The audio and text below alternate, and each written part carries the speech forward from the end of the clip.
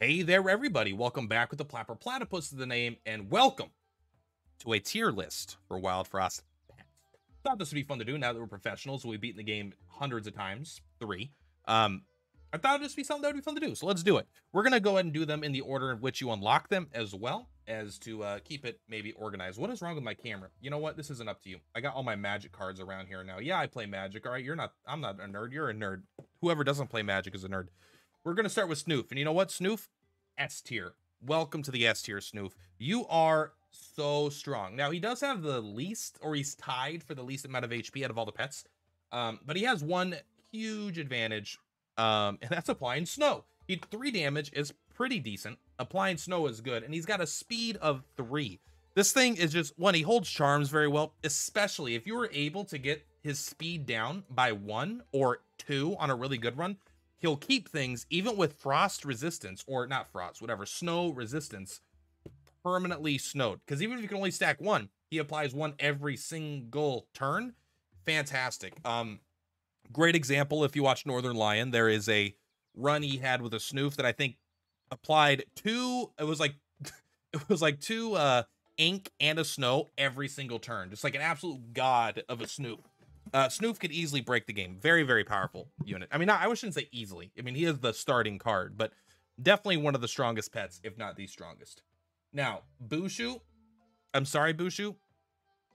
You're going to be in our C tier. I don't think we need a bottom tier here. I think this is the bottom tier. Now, even if you're going for a healing build, this card is easily replaceable. Yes, they do 3 damage and they have 4 HP. So they have same amount of damage and more HP than Snoof, but their speed is 6. Oh my god. Snoof gets to attack twice in the amount of time this takes it to go. And then this thing has to attack, and then it does heal 3 to all allies, but like there's just companions you're gonna find that are just better. This thing is pretty easily replaceable and will frequently be one of the first things to get kicked out of your deck, even if like you have to go through so much effort to make this thing good, and at the end of the day, it's just not that good either. I think this is the worst pet by a long shot, mostly for the 6 speed. If the speed was knocked down a little bit, I think that they could probably move up to an A tier.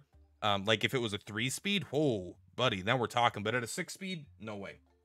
Next, we got Loki here.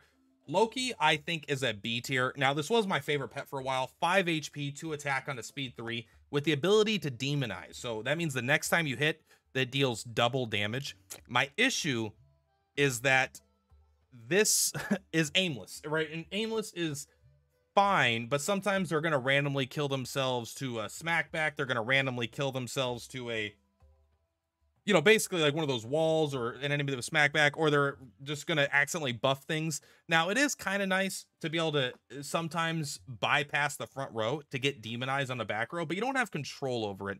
So I feel like when Loki does really, really good things, it's usually by mistake, not that good.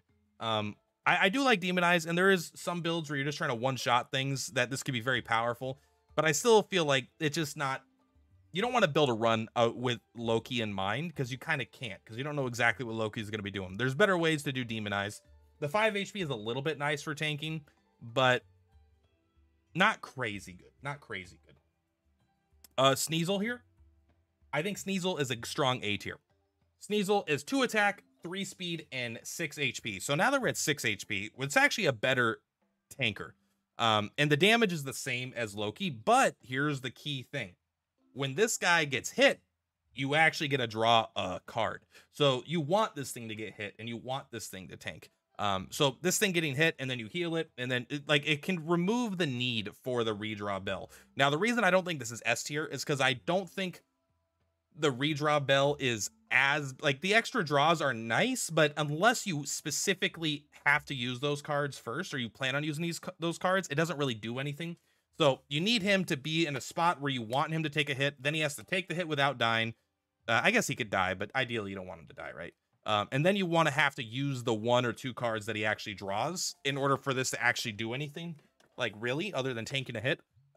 So I don't think it's like game breakingly powerful, but I do think it's very good. Sneasel is definitely one of my favorites, and that he's definitely a character I would take over Snoof in many situations where I'm specifically trying to get like a really overpowered card. Like my whole idea when I go into a deck is to get through the deck as fast as possible to get my one super powerful card again and again and again.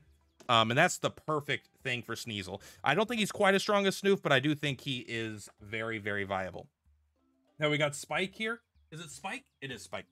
8 HP, 2 teeth.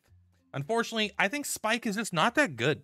I think in a specific run dedicated to getting teeth on your team or healing, like if you're gonna have a heal dedicated team, I think they're fine, but it's still like they're at 2 damage. Like, I don't know. I know they never activate, which is actually kind of a negative. So there's a lot of nombo. Like if you have like AoE buff attack of everything or AoE, you know, lower cooldown of stuff, like this guy just kind of sits there and doesn't do anything. And that can be good. Like I think if this guy had like scrap HP, I think that might be better. Like if somehow Spike was a robot pet and instead of having 8 HP, he could just like have like 4 scrap. I think maybe he'd be really, really good then because you always have guaranteed protection. But I think he kind of needs, he's also hog-headed, so you can't remove him. He's just going to die. I don't know. I think Spike needs a little bit of a buff. Honestly, I think 1 or 2 teeth might get him there. That might be too strong, but I just haven't been impressed with Spike overall. And now we've got Legazi, is also my favorite rapper. While active, +1 attack to all allies. I think Legazi is potentially S tier. I'm going to put him in A tier, though. Put it in A tier. I don't want to assume it's foxy nature. So very, very powerful in general. 3 HP, little squishy, but 4 attack, so it's good. But it has a 4 attack timer to push. Now, the reason this thing is good is because it always has an effect. While active, add +1 to all of your allies. So this is one that I think is going to be particularly good if you're going with the Shadow faction, right? The things that you're always summoning things and then they die, but given all those things, +1 attack constantly is very, very good. Now, because it is squishy and it doesn't have an inherent way to defend itself, it is a little tough, but I do think that this is probably a little bit better than Sneasel here. I'm going to put it at the top of the A tier. A little bit slow at 4. Like 4 is still not bad. It's not a 6, all right, which is like fucking super slow. But it's not the best, but I think this is really good. This is like so S tier I think is just the best, right? I think Snoof is just the best, but A tier is very much you could build a run around these things. I think Spike, you're not building a run around that. His ability is replaceable. Loki's ability is replaceable. These aren't really replaceable abilities easily. These are pretty unique and powerful abilities that you don't find on a lot of stuff easily. But if you're going to go with a teeth build, you can find things that do teeth, add teeth, cards that do teeth better, things that have more HP they could add teeth to, things that don't have a downside, you know, ways to demonize without being aimless randomly. I think that these are going to be where I'm sitting. Anyway, that's going to be it for today. Thought it'd just be fun. If you guys want to make one of these tier lists, I will save this and I'll see if I can make a link so you guys can create one. But either way, just let me know in the comments down below where I'm right, where I'm wrong, what you agree with, what you disagree with. I don't think any of the pets are bad. I think that Bushu here is kind of bad. I think that's usually I replace Bushu on my runs, but every other pet I actually think is good. I just think it's like way better, really good, and then, you know, like okay, and then bad. All right, much love. See you guys next time. Peace.